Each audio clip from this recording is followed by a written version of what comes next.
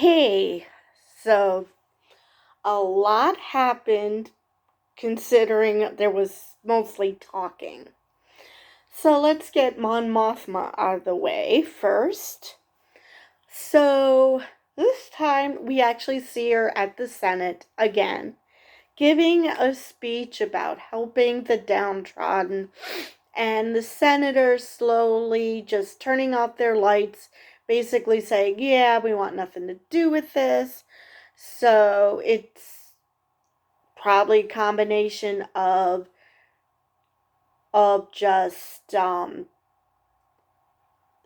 just complete not caring, or some people probably actively agree with the emperor with what he's doing. So just she's just depressed at the way things are going. And then she's told by her driver that her cousin is visiting. Now, at first, the way she seemed surprised, I thought that that was some sort of a cover story and that it wasn't actually a family member, that it was just someone who's part of the rebellion and that's just a cover. But no, she's actually her cousin, and it's Vel Sartha. So So Mon Mothma has no clue what Vel's been up to. And she brought a nice dress for Leda. And we see her having dinner with the family, and the husband, who I guess they're trying to make him about as tone deaf as possible, because he's trying to encourage her to find a husband, when we all know damned well that she's in a relationship with a woman. So, she and Mon Mothma are just looking at each other knowingly, like, yeah, that's so not happening. And, she then talks with Vel and asks her to keep a low profile and just be a spoiled rich girl for a while. Don't let anyone know that you're part of a rebellion. Speaking of people with problems, though, Mon Mothma talks with her childhood friend, whom her daughter pointed out was an old boyfriend, and Mon Mothma's like, wait, what? What's going on? What's happening? So maybe I misunderstood last week when she seemed like she wanted to tell her mother something. It was more of oh, she's rekindling a romance with an old boyfriend. Anyway, so Mon Mothma's like, what is happening? And her father, Leda's father's like, oh yeah, the emphasis is on old. So, and Mon Mothma's just like, what is going on? She's like, I've known him since elementary school. What's happening? So, because as we all know, men and women can't possibly be friends. No, there's got to be something going on between them. Anyway, so that was just adding to Perrin's complete obliviousness to what's actually happening in the world. First, he doesn't know about his wife's rebel activities. He doesn't know that the Empire's as bad as he claims that, as people claim that they are. And he actually thinks that talking with these people is fun.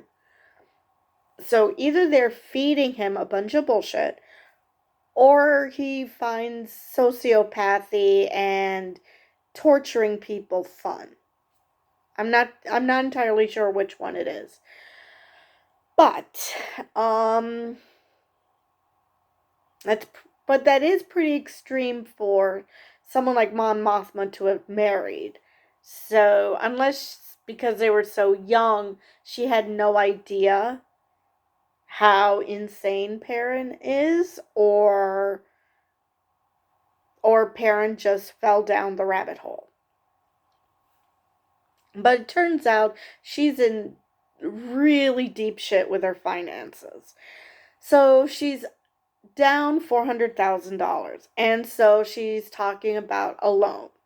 Now, my understanding was that she was incredibly wealthy. So how come she can't replenish that money? But anyway. So they want to meet up with this guy who's, I guess, a shark? I guess he's a loan shark? But anyway, Mon Mothma's not thrilled at the idea of working with this dude because he's going to want payment for doing this. And she's so not excited at the prospect of what exactly he wants. But they left you with the impression that maybe. So that's where her story ends this episode. Now let's go with the ISB. So it starts off with Dedra, on Ferrex and talking to Bix and saying, this is what we learned from your friend, and we had to torture it out of him, and why don't you just save yourself the trouble? And she's like, yeah, you're not going to believe me anyway. And Dedra's like, yeah, we won't. Yeah, I won't. And I'm just like, wait a minute. Why are you just not just jumping to torture then? Why are you even giving the appearance of being reasonable if you're not going to believe a word she says unless it's under torture? Which studies have shown makes what you say less reliable. So yeah, she obviously just wanted an excuse to torture people. So that's great. So she lets the rest of the ISB know her findings. And they talk about what to do next, and then we go to Cyril, and he and his mother get along like this, and I feel sorry for his mother because he comes home and she does the good mother thing of trying to pick up the pieces of his life, get him a new job, try to get him back to the point where he can be a productive member of society, and he doesn't want her snooping in his room. Now, on the one hand, I agree with Cyril, she shouldn't be snooping. I get that she wants to clean his room. That's not the problem. But at the same time, he is an adult. It's not like he's still a little kid who mom has to remind to clean his room. He is an adult, and she should really respect his privacy. Now, it's entirely possible she just cleaned up and didn't see Butkus or ignored whatever it was Cyril was working on. But I could see both sides here. And so then he blurts out he got promoted. And so of course his mother is thrilled, but strangely enough, she didn't say how happy she was, just that the uncle would be proud, which is okay. I mean, she seemed proud, but she didn't actually say the words. She just said the uncle would be proud, Uncle Arlo. Okay. But anyway, so he decides to thank Daedra for the promotion by stalking her.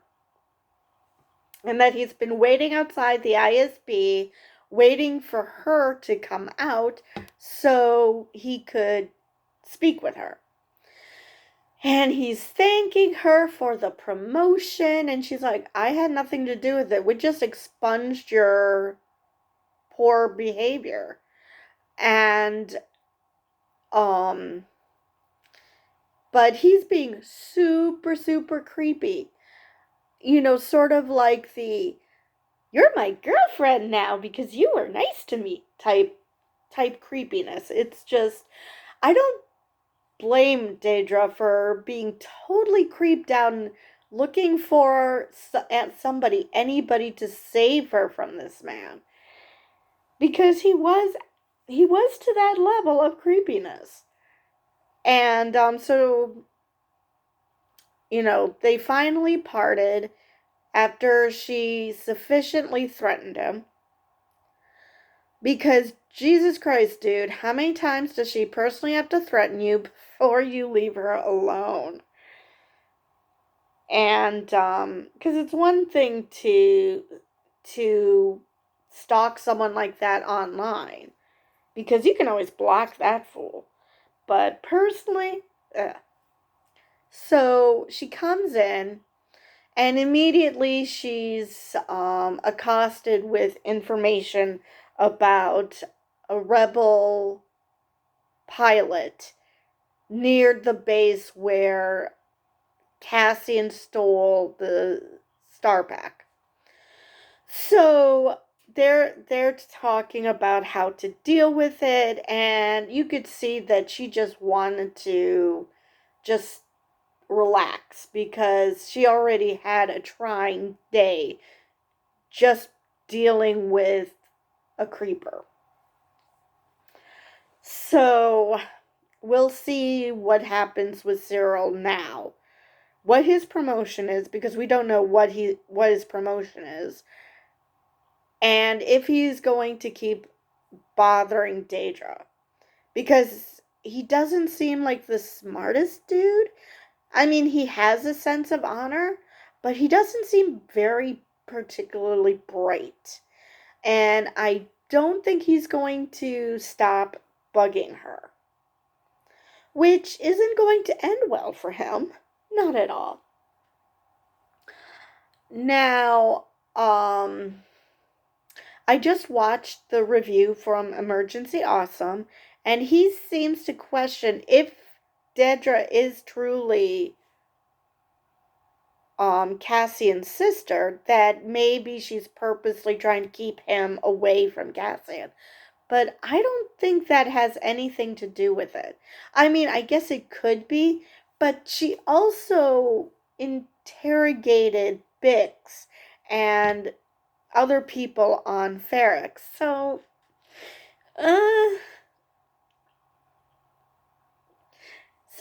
yeah, on one hand, I can see why you think that. On the other hand, no, the rest of her behavior doesn't belly that. So, now, so the ISB is coming up with scenarios as to how to kill the pilot, interrogate the pilot, kill the pilot, and make it so that the rebels don't get even more pissed off at them and come after them. So they come up with an idea of how to do it. And we'll just have to wait and see how that goes. Let's see if there's anyone I missed. Oh, yes. Daedra, at least, was very sort of kind of protective of Cassian's mother because they're like, well, why aren't you interrogating the mother? And she's like, yeah, she's really old and frail. I don't think that this is a good idea. So kind of, sort of, that she's defending the mother, because, you know, at least she isn't that all the way gone. So now we get to Cassian.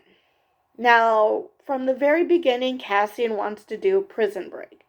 And we have multiple shades of meh. We go from meh, I don't think this is a good idea. Well, one guy seemed sort of interested, and but the rest were like, yeah, let's not. And then Andy Serkis's character really, really, really wanted nothing to do with us. And and Cassian's like, well, it's not like they're listening to us. They don't give a shit about us. We're less than droids. Nobody cares about us.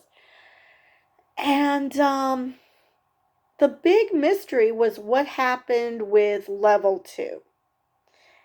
And you'd think that the guy who was communicating with someone else on a different level, I guess he found out that everyone on level 2 is dead. But we don't know what the hell is going on. Why would they kill an entire level? And Andy Serkis's character was like, we don't know what's going on. Shut up. Let's just do our work. I'm almost done with my shifts. I just want to get out of here. So, and then the oldest guy, I felt so bad for him. First, his hand wasn't working. And then he had problems standing. And finally, when when he has to be dragged, they finally call a medic. So the medic comes and has to mercy kill him because he had a stroke. And he goes, I can't help this person. I can't help anybody. And so they finally got the information. And yes, they killed all of level 2 because the guards are complete dickheads. They're complete idiots. And, the Empire are dickheads, but the soldiers, the guards were idiots. So there was a guy who was on level 4 who had been released. And instead of being released, he was rebooked as a prisoner and put onto level 2. And since the Empire can't bear that, to admit that a mistake was made, they decided to kill everyone on level 2. I wonder if that included the guards, because they're the ones who fucked up. But they killed everyone on level 2, and then it was realized that nobody's going to be allowed to leave this place. They're not going to allow anyone to leave because of one screw up. So Cassian, up to this point, had kept bugging Andy Serkis's character that, how many guards per level? How many guards per level? And he's like, la la la la la la, I can't hear you. He didn't want to answer, but now, upon realizing that, yeah, he's almost done with his shits, but that's too fucking bad because you're not leaving. He just gave Cassian the information he needed. So now that the supervisor is on board with a prison break, and now that they know the truth, it's only a matter of time before they tell the rest of their level. And I'm sure that there's going to be plenty of people doing a prison break. Now the question is, will they do it completely on their own, or is Vel going to find out where Cassian is and help out? Because there's still that storyline to deal with, that Vel was supposed to find Cassian. Um, let's see if I missed anything. Oh yeah, Cassian was even um trying to break a pipe. It looked like, I have no idea what he was trying to do. Maybe that's what they, the connecting pipe to allowing them to be shocked on the from the floor, and that's what he's trying to do, to turn that off, so when he breaks out they can try to shock the floors all they want and nothing's gonna happen. um so yeah, I'm expecting a prison break next episode, or maybe next episode would be like the Aldari episode, where you thought that it was going to be the episode where the heist happened and all they showed was the preparation in earnest. So maybe next episode will just be preparation in earnest, and possibly tail end and the episode after that that's going to actually be the prison break. Let's see if there's anything else. Hmm. I think I've got everything covered from this episode, so I will see you guys next time.